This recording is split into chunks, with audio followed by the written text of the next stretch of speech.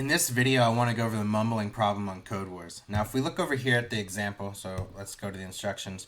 Essentially what they want us to do is they want us to create an accumulator function with an arbitrary input value of a string. In this case, it's ABCD, and they want us to return a resulting string. Now, they don't explicitly give us instructions on how to solve this. What they want us to do is to deduce how to do it by looking at the input and the output, but it's not too hard. So if we look at the ABCD input string, A is the very first position. It occurs one time in a resultant string. B is in the second position. It occurs twice. C is in the third position. It occurs 3 times, and so on and so forth. In between each character, A, B, C, and D, there's a little dash, and the very first occurrence of each character, in this case, let's just say D, is capitalized. And that's essentially it. So here's the arbitrary input string that they pass us as input.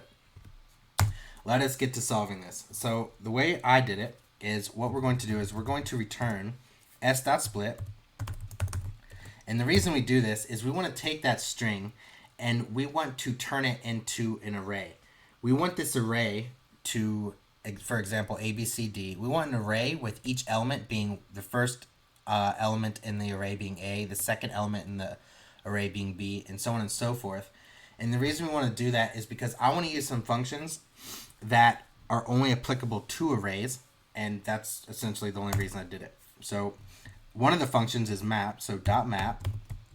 The reason why we want to use the map function is because we can pass it a callback function, and that will be applied to each element in our array. Now, that's really useful because we don't have to explicitly write a for loop. We can just use the map function. It's going to take in the callback function that I'm going to write right now and apply it to every single element in the array that we created here. So the 2 arguments that we're going to use is the, sorry, not index, is the item. The item is just going to be the character from the string, and the index. The reason we're using the index is if we look over here, as you can see, C is the very third position in the input string. However, the index, once we create it into an array, is 2. If you look over here, C occurs twice in its lowercase form. So the index is going to be used to determine how many times we need to concatenate its lowercase form to its uppercase form, if that makes sense. So what's going to happen is we're going to return item.toUppercase, item.toUppercase, and we're going to concatenate to it item.toLowercase, so item.toLowercase. That's good, yep. However, we need to concatenate item.toLowercase to item.toUppercase index amount of times. Well, there's a, sorry about that, item. There's a simple function that will allow us to do this. It's repeat. So dot repeat, and we're going to repeat it index amount of times. Okay? So if we're going to run this, it's not going to work. But if we run this, what's going to happen is you can see this is what our function currently returns. It expected it to equal this.